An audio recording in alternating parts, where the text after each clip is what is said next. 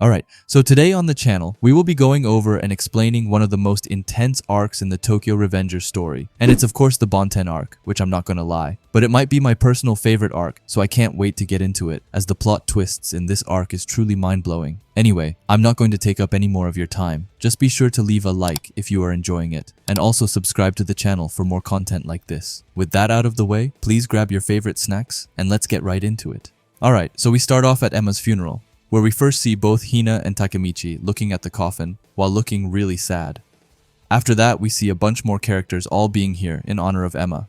We then get to Mikey, whom Takemichi notices that even at Emma's funeral, he was resolute. Mikey then speaks up as he says that today is Emma's funeral. Suddenly, however, Draken starts to stand up, and he first sits right in front of the coffin before he goes over to both Mikey and also his grandfather, Mansaku. Anyway, Draken speaks up. And firstly, he says that he loved Emma before he bows down and apologizes. Still having his head down, he says that he wasn't able to protect her. Seeing this just makes more tears fall out from Takemichi. We then get to Mansaku, who says that he sees before he smiles and says that he is sure that she is at rest. Hearing those words makes even the tough Draken start to shed some tears, but it's far from only him, as quickly as most of the Toman members follow. After that, we leave the funeral and we see Inupi walking, when suddenly he bumps into Koko. Koko walks towards him and puts his hand on his shoulder, telling him that he will be taking his own path and that he can't support Inupi anymore, telling him not to go down the wrong path. He then says later, as he begins to walk away. It's silent for a bit before Inupi says, "Yeah, and thanks Koko for everything." Koko just calls him an idiot and says, "Likewise." After that, we see Kakucho visiting where him and Izana used to play. He walks around and remembers all of the times as children they were playing and laughing together. He then goes to where they first met and puts one of Izana's earrings on a pit of sand and tells him to rest easy as he walks away. The text then says that in the murders of Emma Sano and Izana Kurokawa, the prime offender Teta Kisaki and accomplice Shuji Hanma have been found guilty, but that Kisaki has died. Meanwhile, we later see Hanma just chilling and eating some food. Before saying that it has gotten seriously boring, he then jumps onto his motorcycle and says that he has gotten tired of being a fugitive too as he drives away. After that, we see Mikey sitting close to the ocean as he says that he has decided. After that, we see Chifuyu, but also Takemichi by another ocean, and Chifuyu throws a rock at the water, making it bounce. He asks Takemichi if he saw that, and that it bounced 12 times, but we clearly see that Takemichi's thoughts are somewhere totally elsewhere. Chifuyu then sits down by him and says that after Emma and Izana died, and on top of everything else that happened, of course he would feel bad. Takemichi, however, is just silent before he asks what kind of person Kisaki was. Chifuyu is confused, but Takemichi says that he was wrong and that Kisaki wasn't a time leaper or anything, explaining that in just his one life he manipulated Toman, killed numerous people, and climbed his way to being one of the top delinquents in Japan. Chifuyu looks concerned, as Takemichi wonders how many times did he spend the night trembling for all of that, saying that Kisaki was full aware that he was weak in a fight, but he still climbed all the way up using just his brains and courage, before he calls him an incredible guy. This makes Chifuyu understandably a bit mad, as he asks Takemichi what it matters if he was incredible, as at the end of the day, he was still a bastard, and there's no need for Takemichi to mull that over, and that Kisaki even deserved to die. He is about to say something else, when out of nowhere, Takemichi stands up, and then he runs towards the water while screaming. Chifuyu doesn't know what is going on, but Takemichi then jumps right into the water. Chifuyu gets worried as he runs over and screams out for him, and that's when he pops out of the water. Chifuyu asks him what he is doing, but Takemichi then screams Chifuyu's name. He says that he hates Kisaki to death and can't help but loathe him. He looks sad as he says that he will absolutely never like him, but he said that he did it all for Hina and that he respected Takemichi. That's just why he wanted to face him man to man more. Chifuyu then starts to smile as he tells Takemichi that he is going to catch a cold and asks him if he feels any better now. However, Takemichi just looks back sadly and says that he just can't do this, and Chifuyu says that he understands, which is when Takemichi actually sneezes, and Chifuyu says that he told him so. Chifuyu then says that no matter how evil someone is, it's just hard when someone you know dies. After that, we get to a few days later, where we see Takemichi in his Toman uniform as he goes to Mikey. Mikey apologizes for calling him out here but says that he wanted to talk to Takemichi alone. He then looks at him and asks if Takemichi can tell him about everything that he has done since coming from the future, and they then sit down and Takemichi starts going over everything. He thinks to himself that he wonders how long they talked for and that Mikey just quietly sat listening, only deeply nodding every once in a while. As he explained more, he remembered what happened and started to get more emotional each time, and we then see him in full tears as he apologizes to Mikey, saying that he couldn't save either Emma or Bashi. Mikey just looks at him as Takemichi puts his head down and truly apologizes. Mikey then looks outwards and says that it was strange, explaining that when he saw Takemichi, he was getting beaten to a pulp in that fight with Kiyomasa, but his back was larger than anyone else there, as if he were carrying so much on it, which is also why Mikey asked him if he really was just a high school student. Mikey later tells Takemichi that it was amazing, and says that Takemichi is his hero, which makes him cry even more. After that, he stands up and says that he had thought that he would be the one to create an era. He then tells Takemichi to stand up, and we then see the footsteps of more Toman members gathering, and Mikey asks him if he can hear it, the footsteps of an era, telling Takemichi that no matter how many times he were beaten down trying to save everyone, he didn't give up and fought, and created this era today. We then see all of the main Toman members being there, and Mikey smiles towards him as he tells him that this is his era, before lowering his head and saying that it's why he has decided on something, and he then tells everyone there to listen up. He tells them that they have made some huge sacrifices. They defeated Tenjiku, and Toman is now at the top of Japan. They created an era that will be talked about for generations to come, which is why he wants to end this while they are at the peak. And after that, he screams out that as of today, the Tokyo Manji gang is disbanded, which leaves everyone completely caught off guard. Draken just asks him what he is going on about all of a sudden. However, Mikey then calls up the captain of the first division, Takemichi. Takemichi steps forward, and meanwhile, everyone in the crowd is curious about what is going on and speaking to each other. Mikey looks at Takemichi and says that if they are going to change the future, then this is the best way, right? Takemichi is just in shock, but Mikey then calls up the captain of the second division, Mitsuya. He tells Mitsuya that Toman was only able to come this far because of him. Mitsuya just tells him to hold on a second, but Mikey isn't having it and calls up the acting captain of the third division, Ryoehi. He tells him that he has worked hard during this time without Pachin and tells him that he was a great acting captain. Next up is the captain of the fourth division, Nahoya. Mikey tells him that he thanks him for everything he has done till now to support Toman, but Nahoya just tells him not to say it like that. After that, Mikey calls on the captain of the fifth division, Yasuhiro, who he says that although he's not here because he got arrested, he will remember him as a Toman member to the end. Lastly, we have the vice president of the Tokyo Manji gang, Draken. Draken walks up, and before Mikey can even speak, he tells Mikey that he is egotistical, but says that they have been able to go this far together. He then smirks and says that he has no objections to the leader's decision and thanks Mikey for everything up to today. Mikey just smiles and thanks him, but it doesn't take long before all of the other members start screaming Toman with everything they can. Mikey then says that today Toman is disbanded and that no matter how amazing a time it is, it has to end one day and that it's just that day now. But he tells them to never forget that Toman is forever in their hearts, and they then all scream Toman once again to, I guess, celebrate. We then get to March 15th, 2006, where we see Mikey burying something underground. We also see everyone around him looking at him, which is when we then get into a flashback to 1 week earlier. We see Suya crying and saying that he can't believe that Toman is really over. Nahoya agrees and says that he gets it. However, if he were in Mikey's position, then he would do the same thing, and that he lost a lot of important stuff after all. Takemichi is just watching when suddenly Chifuyu asks him what he will do. Takemichi looks at him, and Chifuyu then continues and says that Toman is done now and that Kisaki is no longer here, telling Takemichi that there's no point in being here anymore. Takemichi says that now that Kisaki is dead, that means that Naoto, who was killed by him in the future, is no longer dead. So he can now go back to the future, as he is sure that it has gotten better, which is why he wants to go back as soon as possible. However, he still looks a bit hesitant, and Chifuyu asks him what's the matter. Takemichi says that if he does go back to the future, then he won't be able to see anyone from here anymore, saying that he doesn't really want that either. Anyway, right then, Hakai tells everyone to listen up, and says that they should bury a time capsule to commemorate their disbandment, and Mikey says that it's a good idea, saying that they should write a letter to their future selves and that they will open it all together in 12 years from now. Suya asks why in 12 years, but Nahoya says that, who knows, but it seems like fun. Mikey then says that 1 week from now, they need to bring a letter for themselves and something important, and that they will all meet up there. We then see that day, and Ryohei asks Mitsuya what he brought, but he tells him that it wouldn't be any fun if he told him. Suya then says that 12 years is a long time, and that they might forget what they put in, and Hakai says that it's the best part about time capsules. Draken then comes by and says that he is pretty excited for this, and they all agree.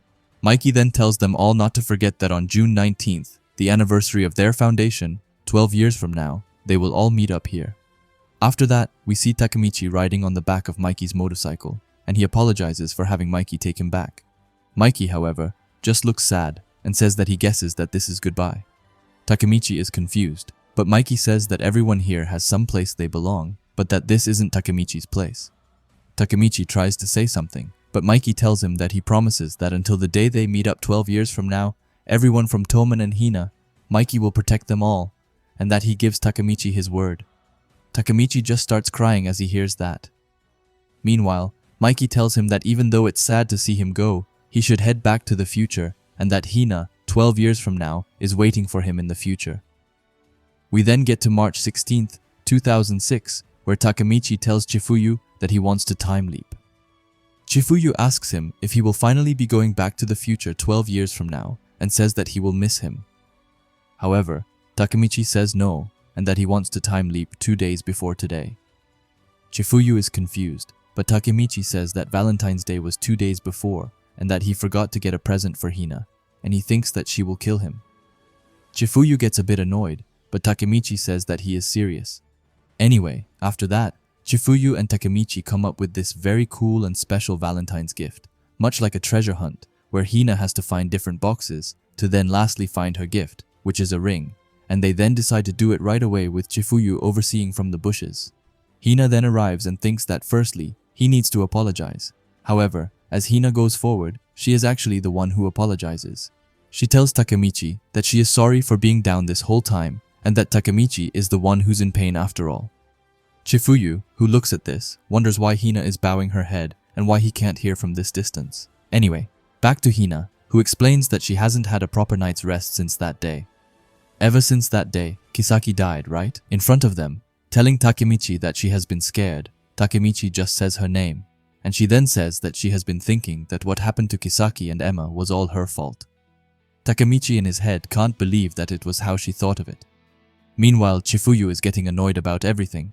Takemichi then starts to look around, and he starts going to the sandbox, where Chifuyu says is the last place, but Takemichi has his own plan, as he takes out the ring.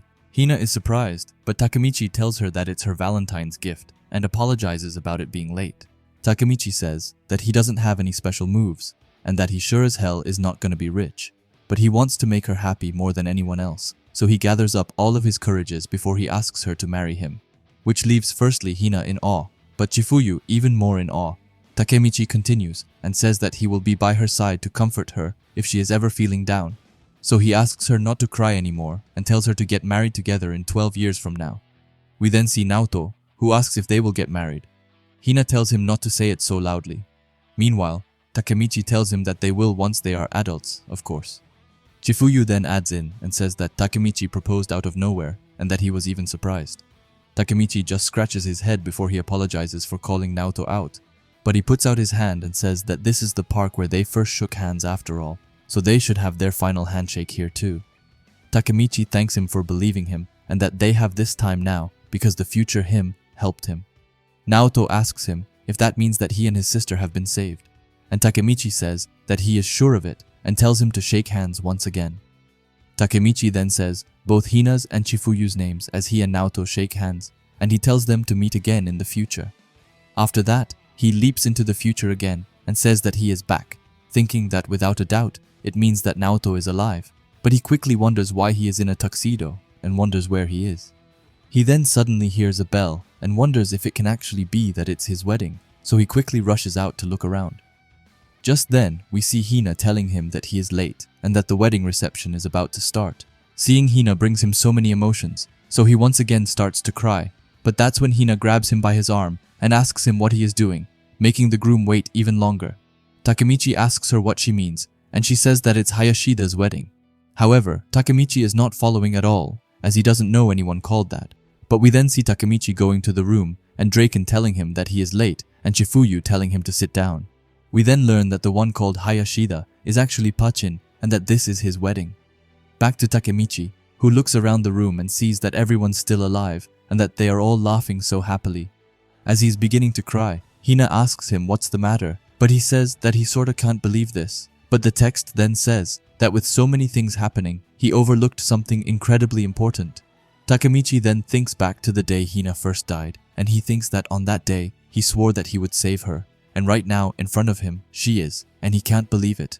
After that, we see everyone being around the cake. Meanwhile, Hina says that she knows that he just came back here from 12 years ago. She squeezes his hand and says that it's amazing, that the age he was back then is the same age she is now, telling him that she has waited all this time for this day to come, and she then looks at him as she welcomes him back, which creates a flood of tears as he asks if this isn't a dream, right? Hina asks him if he would want her to pinch his cheek before she tells him that she wasn't the only one waiting for him, as we then see Chifuyu saying that it's hilarious and that they have been waiting for 12 years, but for Takemichi, he just left them in an instant. Draken then comes by and says that it's a ridiculous story and that they are all alive right now, thanks to Takemichi. Takemichi just says their names as his tears just continue more and more. After that, Hina tells him that he is incredible and that she wonders just how many people he has saved. Takemichi, however, is the humble goat and says that he couldn't do anything on his own and that everyone helped him. After that, we learn that Pachin inherited his family's business and became super rich. His wife also seems to be a childhood friend of his. Ryohei, as always, is Pachin's partner. Mitsuya is an amateur fashion designer and of course has a promising future. Hakai is working as a top model overseas, and Yujua is Hakai's manager. The Kawada brothers run a ramen shop together, and the name of it is of course Sugakuo, which is the kanji for twin and evil. Chifuyu is a pet shop owner, and it seems like Kazutora helps out there. Meanwhile, Draken and Inupi run a bike shop together. But suddenly someone comes by and says his name. It's none other than Naoto, who says that it's finally time and that he has accomplished it after all. As Takemichi sees him, he jumps into his arms in less than a second, and he screams, telling him that he is happy that he is alive. Naoto says that, well, since he is the trigger, if he dies, then he can't come back to the future. Before he tells Takemichi that the mission is finally complete and that it's a world where his sister is alive, Takemichi smiles and says that it's the best future of them all, but suddenly, he asks them where Mikey is. Draken looks at him and tells him that he is running a restaurant overseas right now. Chifuyu adds on that it's been a huge hit and that he was actually planning on being here today, but he suddenly had work to do. Takemichi is just amazed and says that it's awesome. Draken then smiles and says that Mikey actually wanted to meet up with Takemichi, which makes him smile. After that, we see him and Hina walking home. Takemichi says that he thought that something had happened to Mikey, saying that it was too bad that he wasn't able to see him today, but being too busy to come is proof that everything's solid. Hina agrees and says that they are also busy and tells him to take some time and meet up with Mikey when he has the time. Takemichi looks like a question mark as he asks Hina what she means with that they are busy. Hina gets a huge smile and says that it's the busiest time for both of them and that in June, just 3 months from now, they will be having their own wedding, which leaves him stunned. But Hina says that she has been waiting for 12 years, saying that Takemichi worked so hard this whole time, carrying everyone's lives on his back. So for all of that, she tells him that the two of them should be happy together before telling him that it's about to get real, saying that they have the venue locked down, but that the budget is tight and that her dress isn't finished, and she asks him to go and take a look at her dress tomorrow. Takemichi just smiles as he thinks that he is already plenty happy. After that, we get to the next day, where Mitsuya says that Hina will be a great wife and that she sure knows how to haggle, as he himself gave up. Takemichi is just surprised that this is where Mitsuya works, and he says that it just so happened that an acquaintance of his is the owner of the building, so he just rents the attic from him for cheap. After that, Takemichi spots a super wonderful looking wedding dress and asks if that's Hina's, and he says that it is and asks Takemichi what he thinks. Takemichi tells him that it's incredibly beautiful. After that, Hakai storms in, saying that they have got the stuff. Yuzuha, however, explains that they got caught up by his fangirls halfway through, so it was a bit tough. Takemichi asks him what they got, and Mitsuya says that it's the fabric for his tuxedo, and he then gets to try it on. After that, they just have some fun back and forth talking, and Takemichi and everyone thinks that things never change, and that everyone's still the same as back then. However, as for how much his life has changed, it's not so much as he is still working in the TV store, but with the change that he has now gotten the manager role, not to mention that he is still living in the same rundown apartment. He walks into it and sees a super huge mess, and he then gets right to cleaning as he says that he is happy. After that, A few more days go by, and he is chilling watching the TV when the TV guy says that while the Bonten conflict in Tokyo intensifies, it finally causes damage to the general public. Takemichi is a bit surprised that there are still groups like Toman even now. After that, they show a video of Bonten members, which makes Takemichi hold up as someone particular seems to have a very familiar tattoo on his neck. After that, both he and Hina go to eat at the Sugwaku shop, but he still can't shake off that tattoo pattern. Hina asks him if he is listening to him, which he clearly isn't, so she gets a bit mad, but after that, they get their food, and Takemichi says that it looks great before asking which one is his. We then see Suya saying that the white tonkotsu is smiley, and the black tonkotsu is angry. Hina says that she always gets the angry one, and that, contrary to how it looks, it has a gentle flavor, while the smiley one is super spicy. Takemichi then spots a picture of all the Toman members on the wall. They start talking, and Takemichi says that it was too bad that he couldn't see Mikey this time, and he asks them how he is doing, but Nahoya says that he has no idea, which shocks him, and he asks them if they don't see him when he comes back to Japan, and that he is working overseas after all. Suya says that he heard it from Draken, but that maybe Draken is the only one who has seen him, as Suya hasn't seen him for over a decade, which is insane. Takemichi starts to wonder what the meaning of this is. He then looks at Hina's earring and thinks about the tattoo, and when he puts them together, he realizes that it's the same pattern as Izana's earrings, saying that he doesn't know why, but that he has a bad feeling. He thanks them for the food before he rushes out of the restaurant. He thinks that Mikey hasn't been in contact with anyone for over a decade, and not to tell him that the white-haired guy from Bonten is actually him. He then runs to Draken's motorcycle shop, and Draken asks him what's going on, as he has a scary facial expression. Takemichi just asks him why he lied about Mikey being overseas, saying that everyone said that they haven't seen him for over a decade, and that there was a video of someone who looked like Izana on the news, wondering if Izana is still alive, and if Mikey is even alive. Draken looks conflicted, but he says that he and Mikey parted ways 12 years ago, explaining that he doesn't know if he is dead or alive, and that they lied to him because they wanted him to straighten out his life, telling Takemichi not to blame Chifuyu, as he just went along with it because Draken asked him to. But he tells Takemichi to stop looking into it, as 12 years ago, when he last saw Mikey, he was no longer the Mikey that he knew.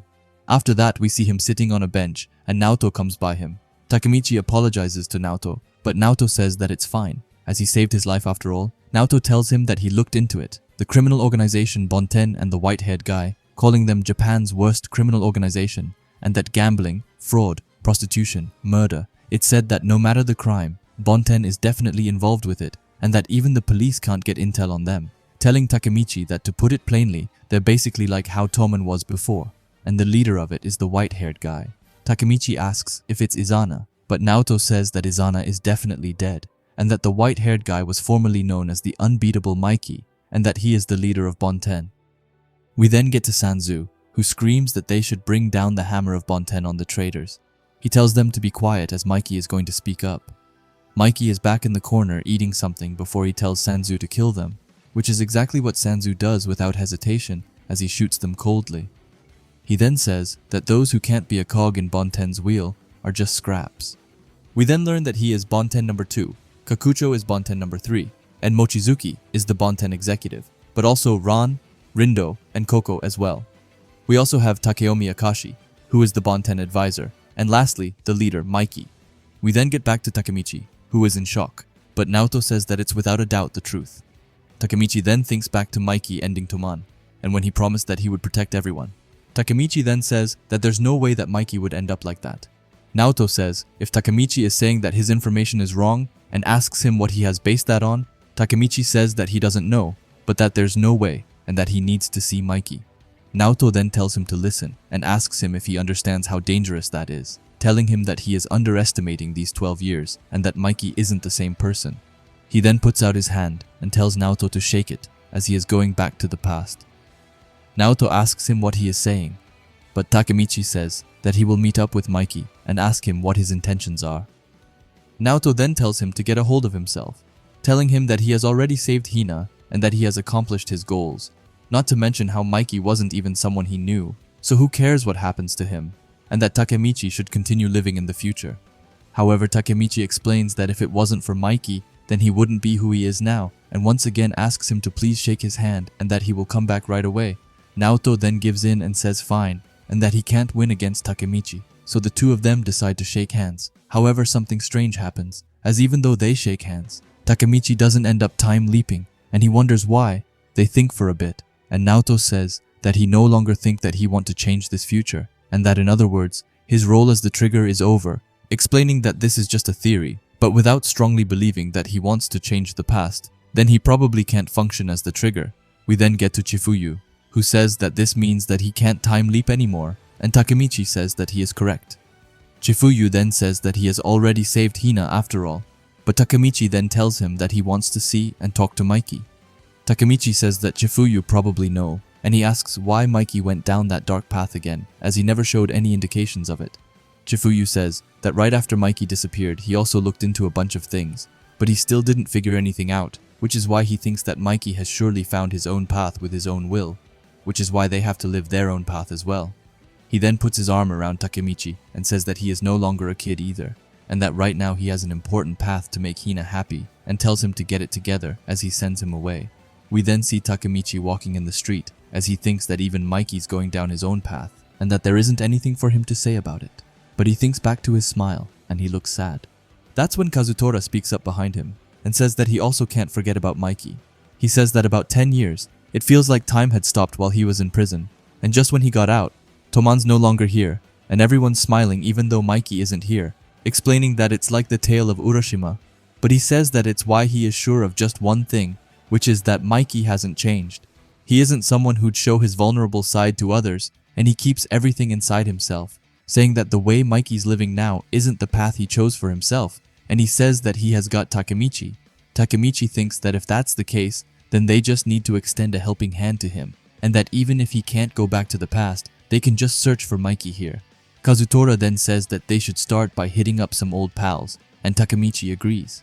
After that, we get to June 19th, where Takemichi says that it's already been about 2.5 months, and that they don't have a single clue. Akun says that they don't even know if he's alive at this point.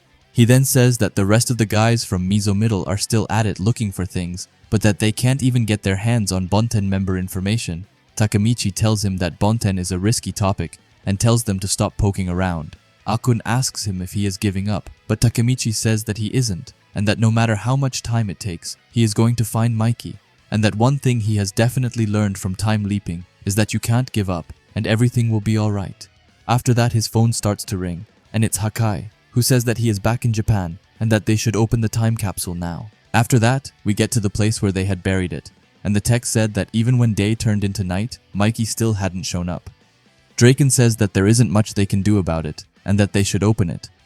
Ryohei says that it's pretty heartless that he forgot about today. Anyway, they open it, and Chifuyu finds a book about airplanes and explains that it was his dream back then to become a pilot. Hakai calls it a childish dream, which annoys Chifuyu, so he asks Haki what kind of amazing dream he has. Haki then shows a moon rock and a letter to himself explaining how he wants to become an astronaut, which both Mitsuya and Chifuyu mock him for.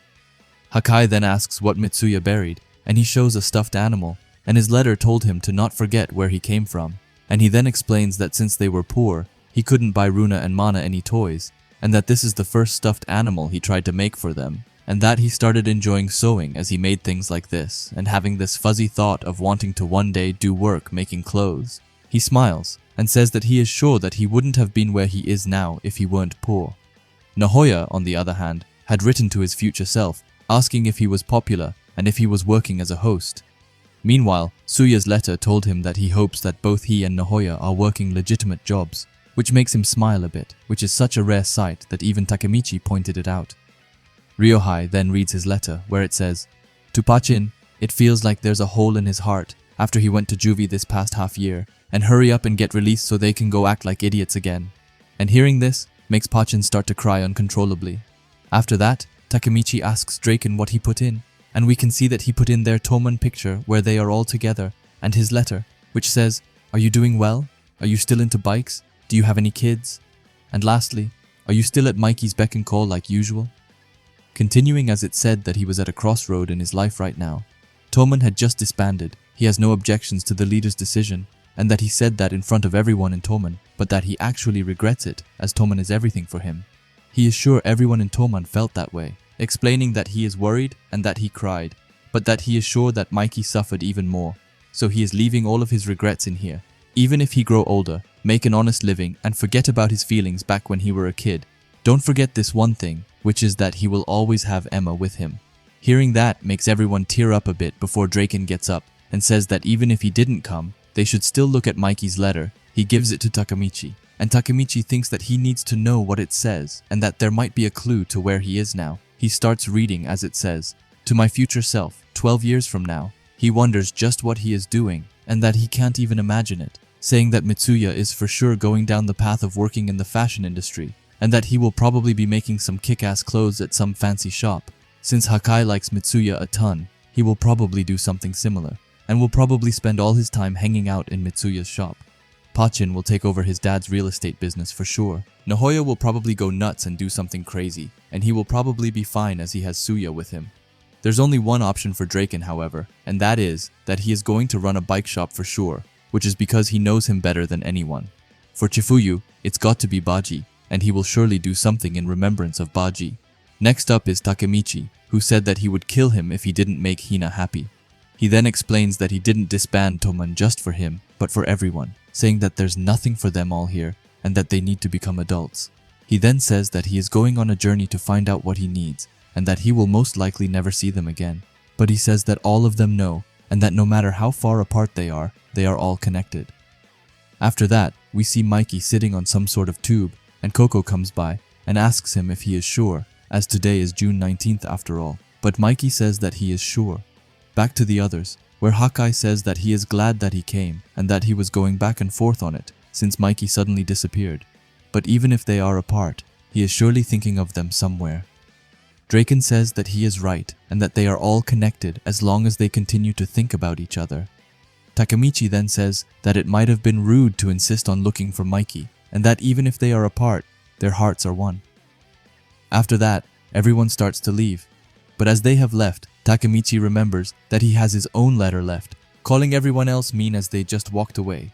But as he takes up his letter, it just says that he hoped that everyone would be happy. However, under it there was a videotape, so he picked it up and went straight to Akihabara to put it in. He wonders if it's something embarrassing, but as he starts the video, we see someone who Takemichi asks who that is. But we then see a 4-year-old Mikey telling the mysterious man, Shinichiro, who obviously is his brother. Anyway, Mikey then kicks off the cap of a drink, and Takemichi is just confused why this was in his letter. After that, we see Mikey recording Emma and everyone in the Sano household really. Takemichi only gets more and more confused. But that's when Mikey then comes into the picture. But this time his regular self says that this is for Takemichi 12 years from now. Mikey says that even though he said all of that in his letter, there is something he only wants to tell Takemichi. He explains that there's something like another him inside of him, which he can't seem to control, and he calls it a dark impulse. Takemichi thinks that it was what happened when he killed Kazutora. Anyway, back to Mikey, who says that the ones who held that impulse back were probably his older brother Emma and Bahi. Mikey then admits that he is scared of what he will be 12 years from now, and that he is definitely going to bring misfortune to those around him, which is why he is making a break with everyone in Toman, as he doesn't want to get them wrapped up in this. He then looks serious, as he tells Takemichi to promise him to stay away from him 12 years from now, and not to even think about going back to the past to try and save him. As he chose this path, he tells Takemichi that he will never see him again, so he will just say this last thing to him, which is nothing else, then to be happy as he smiles. Takemichi just tells him to quit making that face and thinks that Mikey didn't turn evil because of someone else, but that it's because of his own dark impulse and that there's nothing he can do about it. He then takes the train and meets up with Kazutora, who is super happy to see him, and tells him that he has finally got a lead on Bonten. However, Takemichi tells him to listen up, and he simply says no more before he starts to walk away, which leaves Kazutora confused, so he runs after and asks him what's going on. Takemichi just tells him that he isn't going to get involved with Bonten anymore, as that's what Mikey wants, and Kazutora has no idea what that even means. After that, we get to a few days later, and they are in Mitsuya's room, where Hina has just put on her dress for their wedding, and she asks Takemichi what he thinks. Takemichi's jaw just drops to the floor as he can't believe it. Meanwhile, Chifuyu just says that she is a beauty wasted on Takemichi, which was pretty funny. Anyway, Takemichi then starts to tear up, and Hina asks him what's wrong, but he just apologizes and says when he was thinking about how happy he was, Mikey's face came to his mind. After that, he thinks back even more to when Mikey told him that when he feels like he is going to snap and lose his sense of self, he wants Takemichi to scold him, just like his brother would have. Takemichi thinks that Mikey was always like that, and that the tougher things are, he just smiles, and he then apologizes to Mikey, but says that he can't keep that promise, as he has to go and find him. After that, we see Takemichi getting kicked out. They tell him to stop talking about Bonten in their shop, telling him to never do it again, as they don't want any trouble with Bonten coming after them. Takemichi, who is left on the ground, says that this place is also a no-go. He then goes to Kazutora, who says that it's enough, and he asks Takemichi why he is in such a rush. Takemichi just says that this is the 4th one already, and that he asked all of the Bonten hangouts Kazutora found, but he can't get them to tell him a single thing about anything connected to Mikey. Kazutora is silent before saying that those 4 places are definitely Bonten hangouts, telling Takemichi that he will get himself killed if he sniffs around anymore, and he doesn't want to be a part of his suicide, so he says that it's over. Takemichi tells him to wait, but Kazutora refuses, as he says that Takemichi has his wedding 3 days from now, and that he won't be able to face them all if something happens to him, telling him to just chill for a bit. However, behind them, we see a mysterious man who was quietly listening in. He then goes to a bowling alley, and he remembers Kazutora telling him how this used to be an old Bonten hangout. He then thinks about Draken telling him to stop looking into Mikey, and Naoto telling him about how much Mikey just has changed. Takemichi then thinks for himself as he wonders if they will ever see each other again. Suddenly, as he is in his mind, someone points a gun to his head, telling him that he will be shot if he turns around. Takemichi is completely stunned, and we then see that it's Sanzu who calls him a bastard. Takemichi asks him who he is, but Sanzu just tells him to be quiet, and we then see the white-haired man, who of course is Mikey. We see him sitting down beside Takemichi, and Sanzu tells him to listen up as Mikey is speaking. Mikey looks miserable as he says that it's a good future, right? And asks what more he could ask for. We then see Takemichi just starting to cry as he says Mikey's name. We then cut to Hina, who goes into Takemichi's apartment and calls it disgusting before saying that she will clean it up. But just then her necklace falls off, and she says that it's kind of ominous. We then get back to Mikey and Takemichi, where Takemichi holds up a letter and tells him that he wanted to give it to Mikey.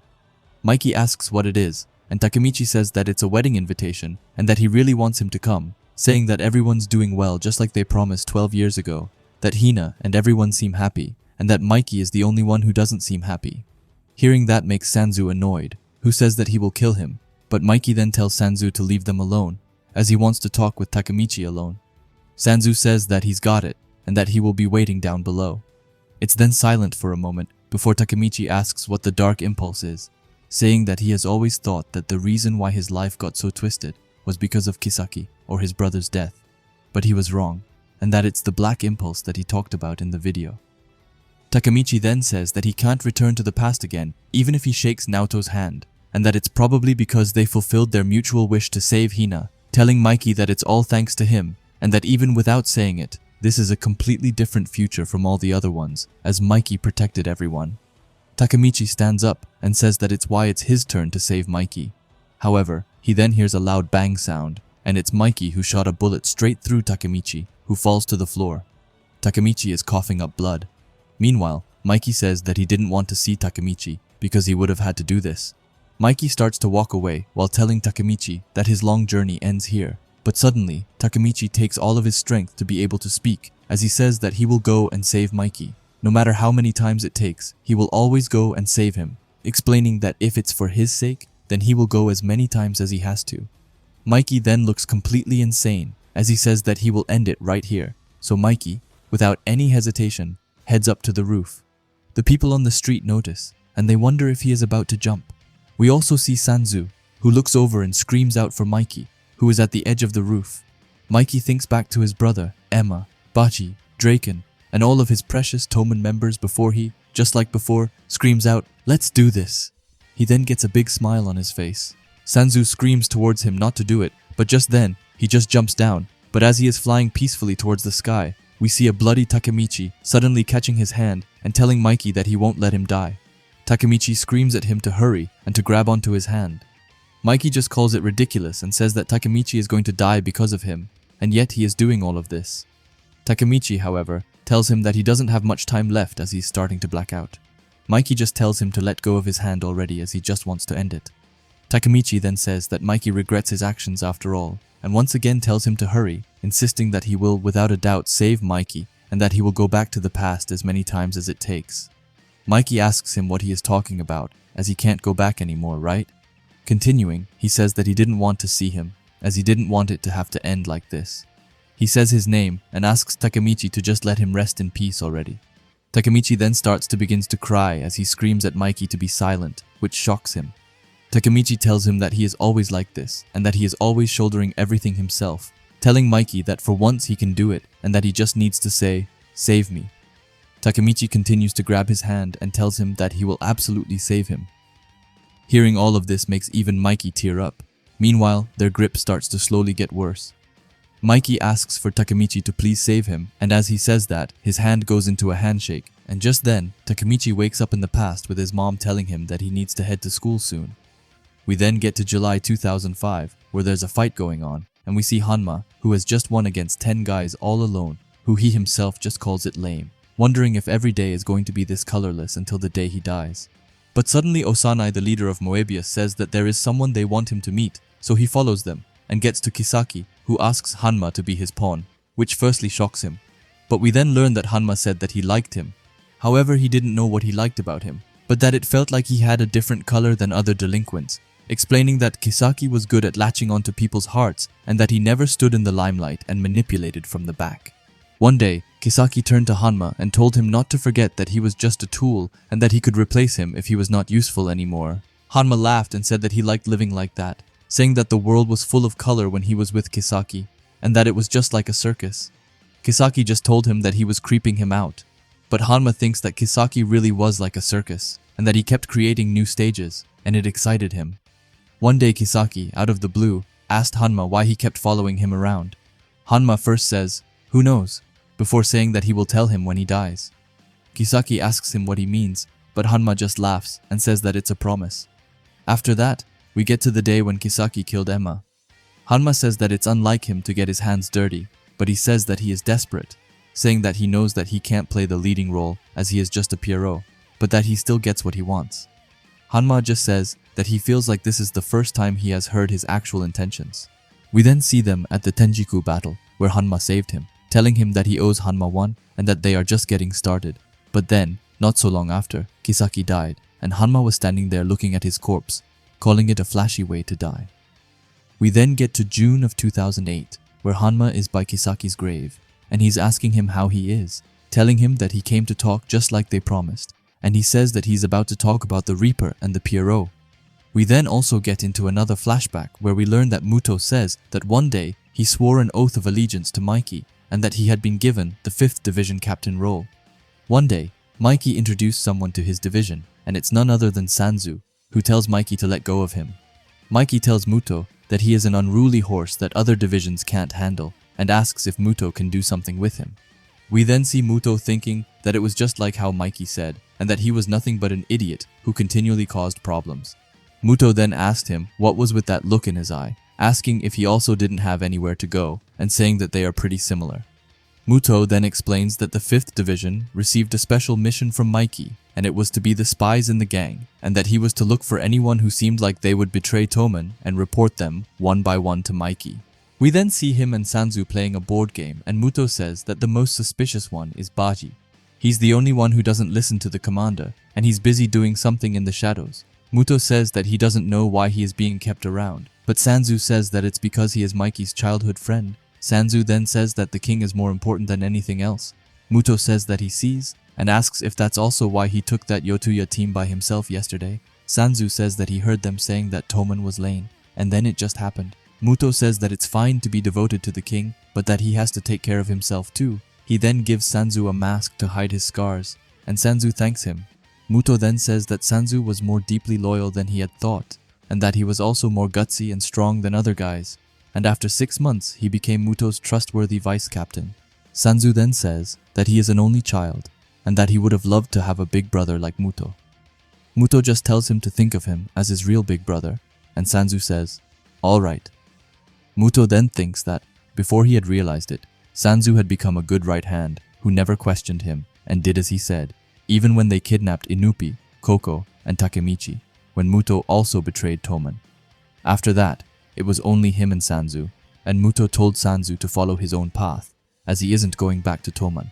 Sanzu says that if he is telling him to choose, then he will of course follow Muto, as this is where he belongs, and Muto just smiles as he thanks him.